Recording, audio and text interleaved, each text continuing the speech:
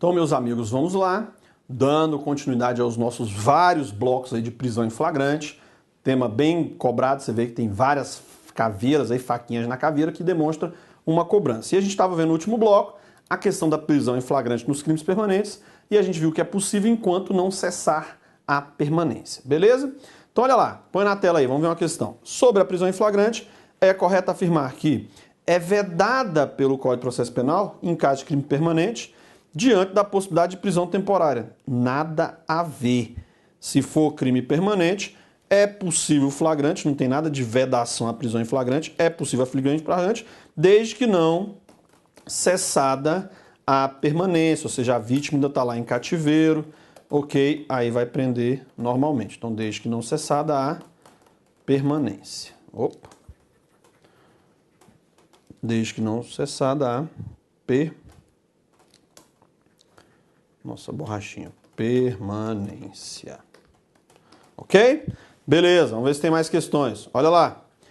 A possibilidade de prisão em flagrante, mesmo que já haja instauração do inquérito? Cara, como assim? Olha só.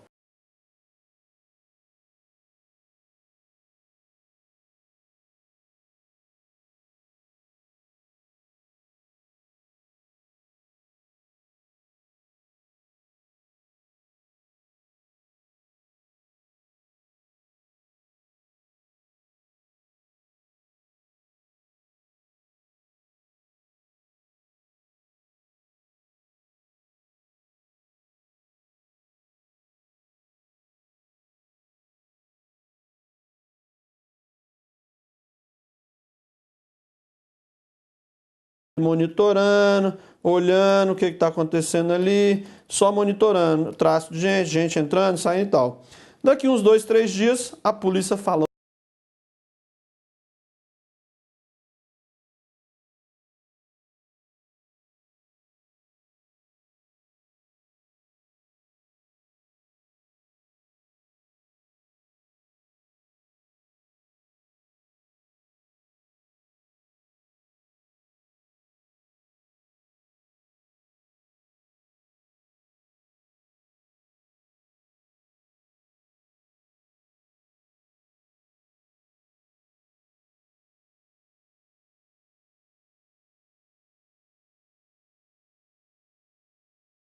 permanentes, que é um crime único.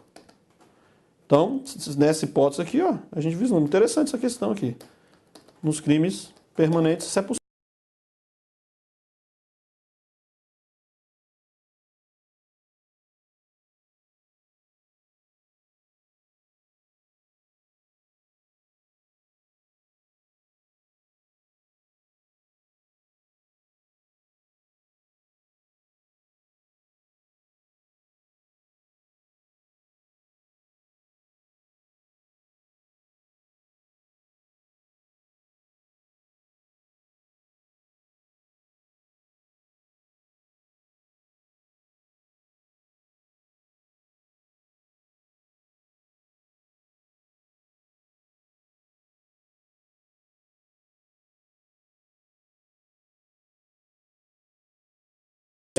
Trata desse instituto aí. O crime pelo qual o paciente é acusado, tráfico de substâncias entorpecentes, permite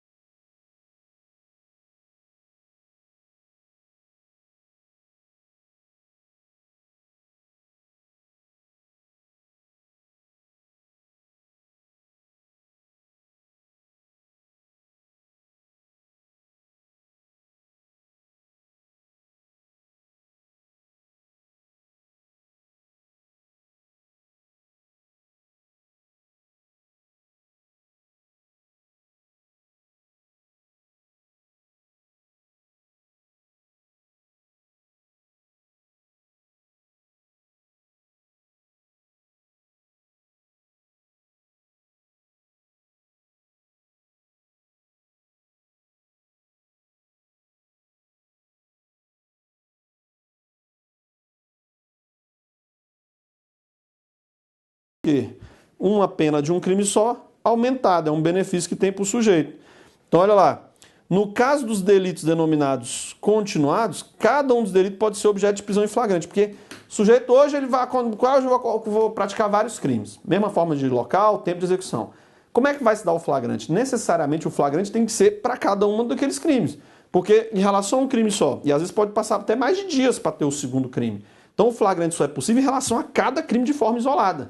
Esse no crime continuado é um benefício que o juiz vai dar lá na execução, mas o flagrante na execução ou na sentença, né? Mas como na sentença ele já reconhece a continuidade delitiva, senão pode pedir isso para o juiz.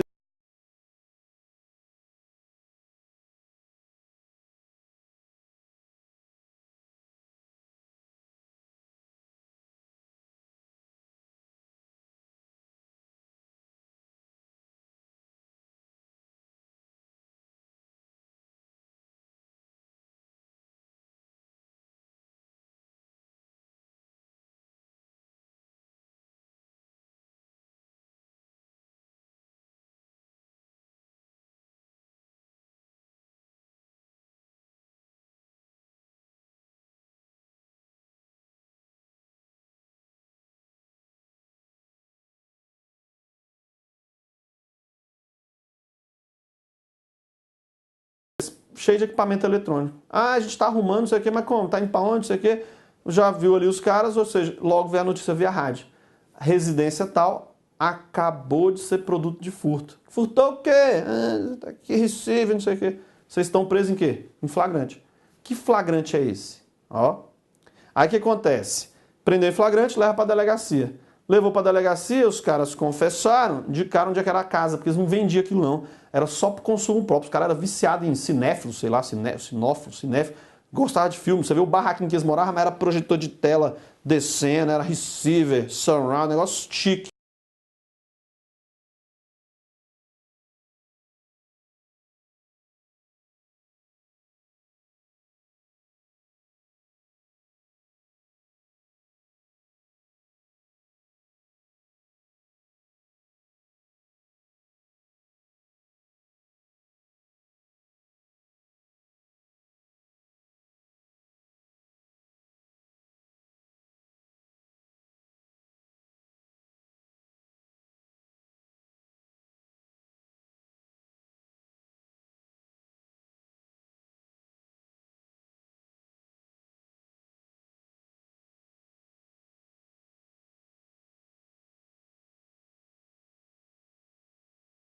Isso.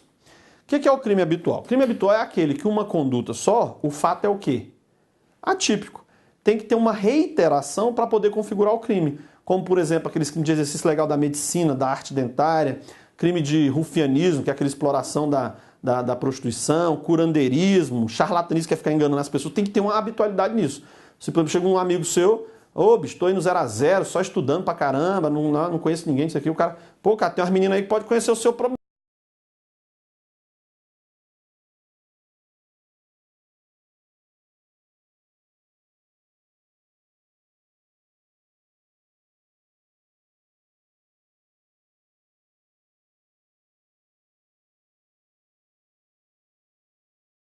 O crime. Então vamos lá falar um pouquinho sobre isso. Como é que é a prisão nisso? Ó?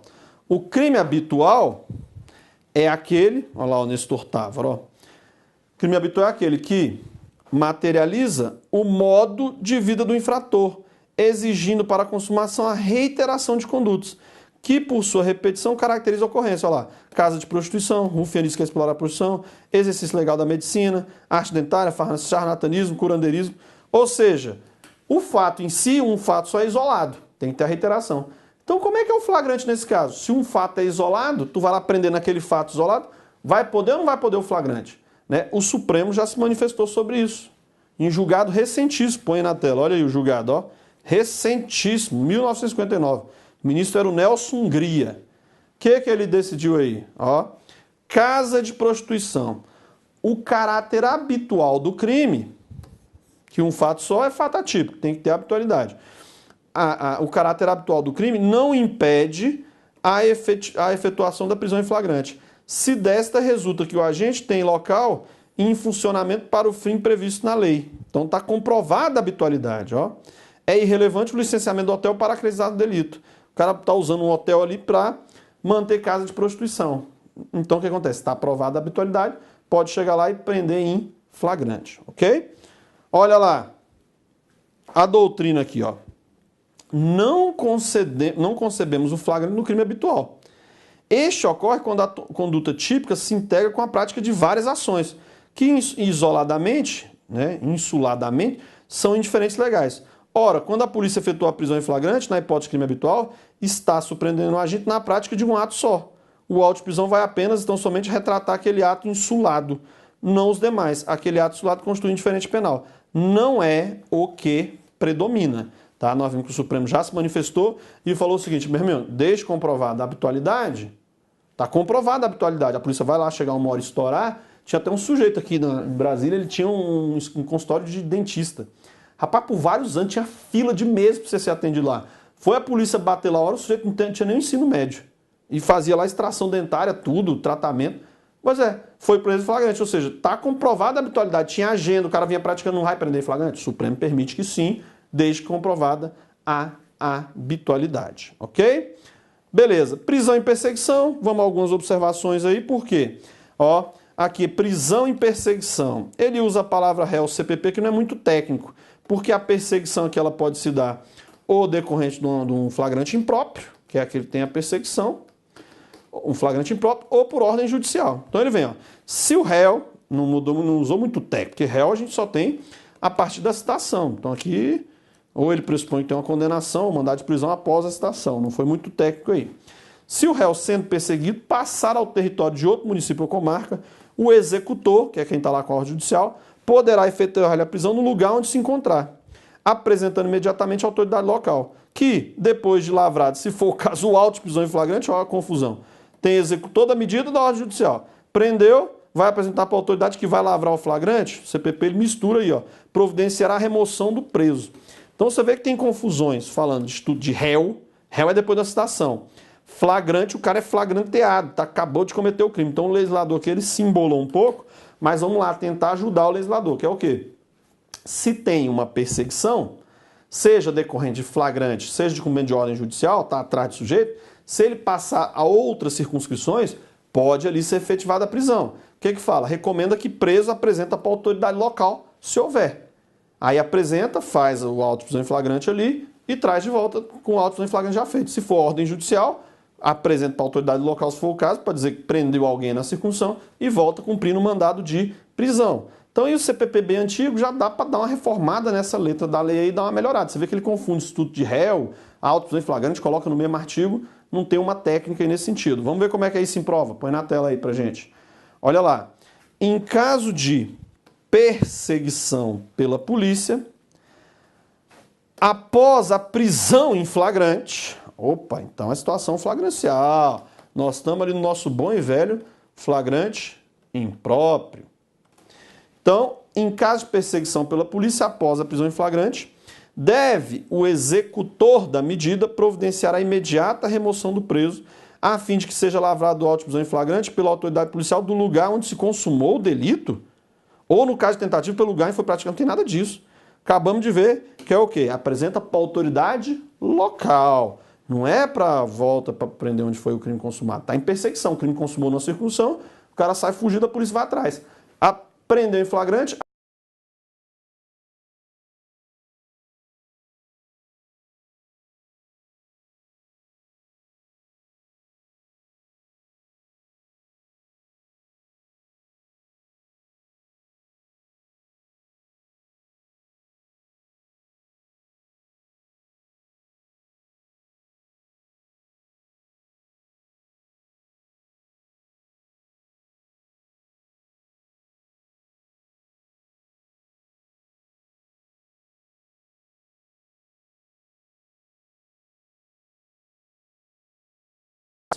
Que o réu tenha passado há pouco tempo em tal qual direção pelo lugar em que procure, for no seu encalço. Aqui para perseguição tem que ter isso, ó. Tem que ter diligência concreta atrás do réu, mesmo não tendo contato visual, que não pode interromper a perseguição, porque interromper a perseguição, morreu o flagrante impróprio. Vamos ver questão sobre isso, olha lá. Admite-se a prisão em flagrante na modalidade, opa, tá falando disso, ó, flagrante presumido, de alguém perseguido logo após, isso não é flagrante perseguido. Falou em perseguição, falou em logo após, nós estamos diante de qual flagrante? Impróprio. É o flagrante impróprio, irreal, ok? Então vamos lá, perseguido pela autoridade policial logo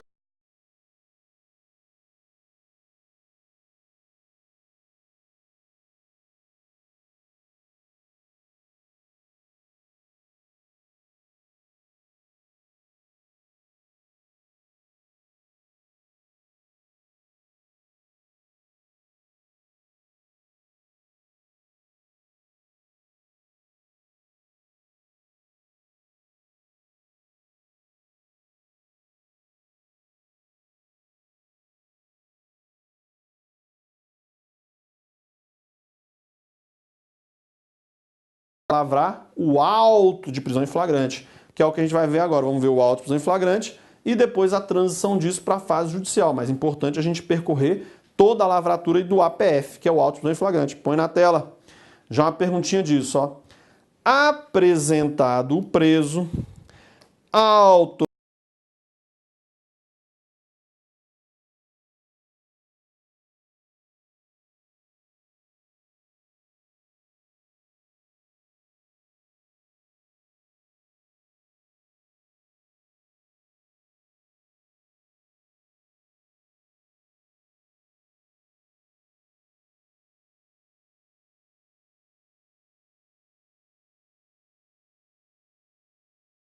coletiva, suas respectivas assinaturas, lavrando a autoridade ao final o auto.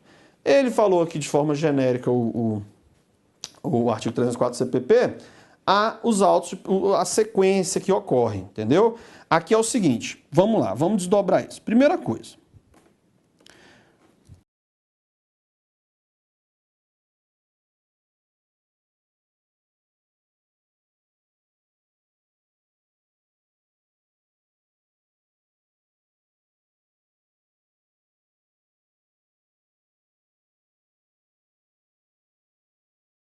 Isso aqui já passou logo após da perseguição, ou já passou logo depois do ser encontrado. Se ele entender que não é flagrante, ele não vai fazer o auto em flagrante.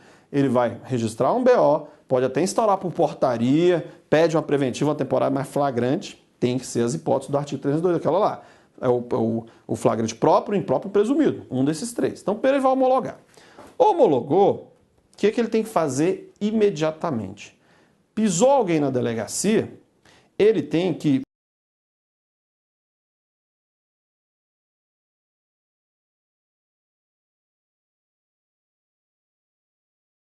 escrivão para o ato, mas é o escrivão que vai lá realizar o ato. Se não tem escrivão lá na diligência, o delegado providencia um, pode ser até ad hoc, ó, assim, ó. É um para o ato, o delegado nomeia quem tem lá. Vai perguntar se está lá na delegacia, você sabe, né, digitar? Sei, catando milho. Não vai pegar o cara que digita catando milho, porque vai demorar pra caramba. Tem que ser alguém que tem ali a manha da digitação para ficar assim, mas tem que ter feito por escrivão, ele é que vai formalizar. É o auto de prisão em flagrante. Beleza, tá lá com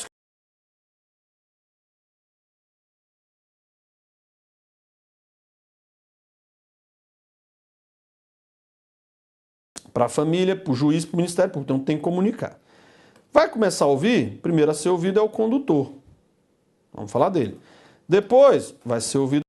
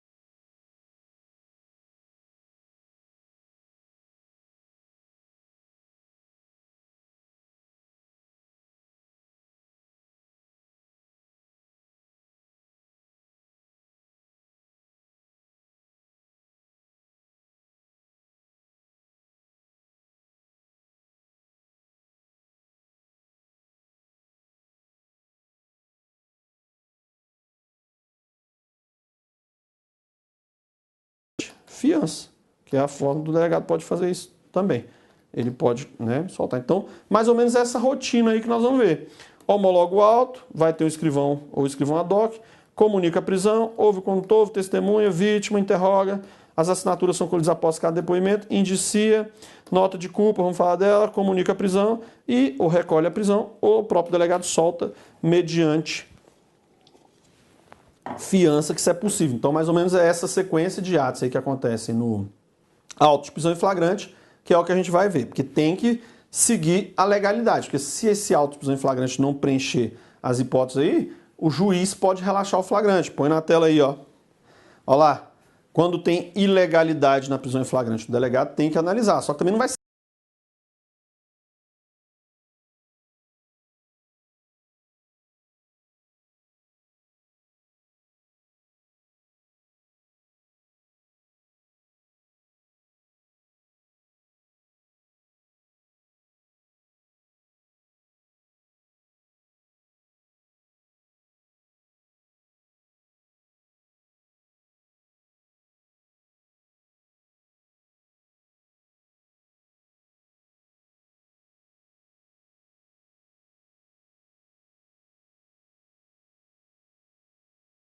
porventura existentes no auto de prisão em flagrante, não tem o condão de, por si só, contaminarem o processo e ensejarem a soltura do réu.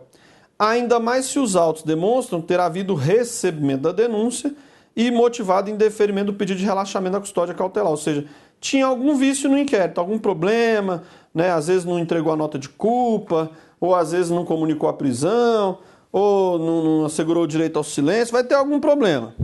Só que está acontecendo, isso por si só não vai sair relaxando o flagrante. E nesse caso aqui, pior ainda, porque já teve até o oferecimento da denúncia e o juiz motivou em deferimento do relaxamento, ou seja, decretou a preventiva do sujeito. Então, se decretou a preventiva, é porque o juiz não analisou o relaxamento, mas decretou a preventiva, o cara está preso agora pela prisão preventiva.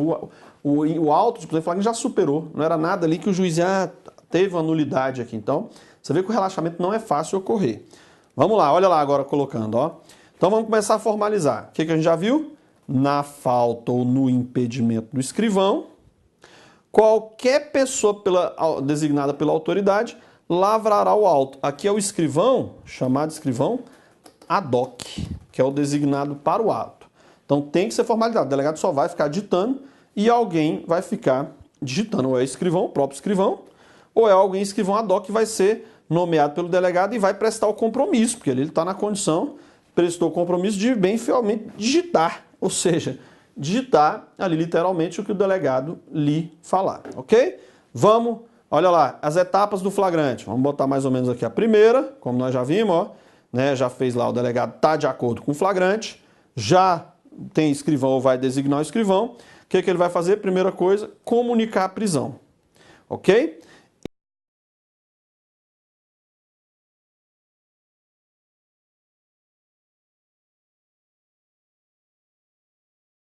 Palavra aqui, ó. A comunicação é imediata. Então, comunicados imediatamente a quem? Ao juiz competente e à família do preso ou pessoa por ele indicada. A Constituição só fala desse. Quando fala em comunicação imediata, é a quem? Ao juiz competente e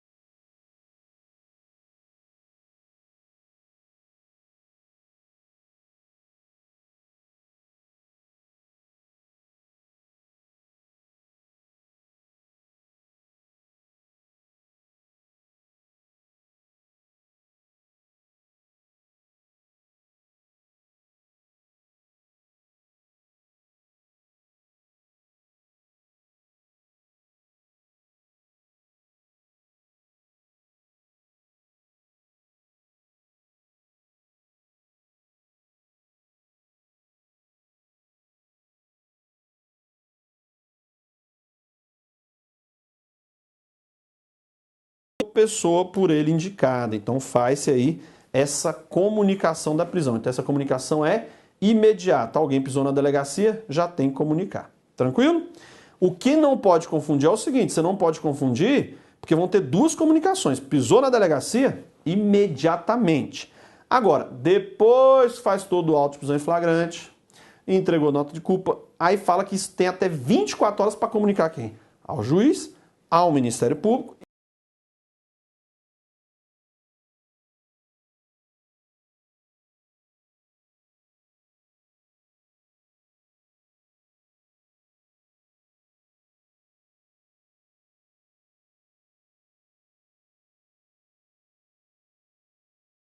Defensor, se ele não tiver, né, vai para a Defensoria Pública se o réu não tiver advogado. Então vamos lá, prazo da comunicação. Olha essa aqui, ó, o parágrafo primeiro. Em até 24 horas após a realização da prisão, será encaminhado ao juiz competente o auto de prisão em flagrante. E, caso o autuado não informe o nome do seu advogado, a cópia integral para a Defensoria Pública. Tá vendo aí? Então são duas comunicações. Uma imediatamente para família, pessoa, né, a pessoa indicada ali pelo réu, isso é imediato e para o juiz. E depois, um em 24 horas, que aí vai para o juiz, para o Defensoria Pública, se ele não tiver advogado, mas aí com cópia do auto. O auto tem até 24 horas para ser feito. Põe lá, vamos ver julgado. Olha lá. A demora na comunicação à autoridade judiciária competente da prisão em flagrante do paciente acarreta por si só nulidade da prisão? Não. Ó, então beleza, demorou para comunicar, vai cair na mão do juiz, isso por si só não vai relaxar o flagrante. Relaxar de flagrante os tribunais tem que ser uma coisa muito louca para relaxar um flagrante. Então o que você já bota aí? A comunicação tardia do flagrante por si só não acarreta o relaxamento. Põe mais julgado aí. Olha lá. Não há, no caso, qualquer irregularidade no auto de prisão em flagrante. Ainda que assim não fosse, olha lá. A ausência de comunicação da prisão em flagrante ao juiz não ocasiona nulidade. Então você vê que não é qualquer formalidade que vai relaxar. O que está falando aqui? O delegado não comunicou a prisão. Isso é até abuso de autoridade, mas não relaxa o flagrante. O STJ fala que não, só a ausência de comunicar, esqueceu de comunicar, não vai. Se for doloso quando o delegado, ele responde por abuso. Agora, não comunicou, não relaxa o flagrante. Pode ser que o delegado responda, mas relaxar o flagrante não relaxa. Você vê como é difícil ter um relaxamento de prisão em flagrante. Então nós estamos vendo aí o que a gente está percorrendo. Todas as etapas do flagrante, porque vimos as modalidades de flagrante e agora as etapas. Então o delegado homologa, providencia o escrivão, vai fazer a comunicação imediata da prisão para quem? Juiz e família, ou pessoa indicada pela Constituição, botou também o Ministério Público. Aí fez essa comunicação, não confundir depois com a comunicação que é feita final, 24 horas depois. Então, fez a comunicação, vai começar a oitiva. Qual é a sequência de atos aí que vão ser feitas? Primeira delas é a oitiva do condutor. Então, o primeiro depoimento que vai ser tomado. Nós vamos fazer o seguinte, põe a pausinha aí, nós vamos tomar uma água e depois do intervalo a gente já vai dar continuidade, mas aí já percorrendo a oitiva do condutor, das testemunhas, vamos fazer toda essa sequência e aí fazer a transição para a fase judicial. Vamos tomar um cafezinho e a gente já volta. Até já.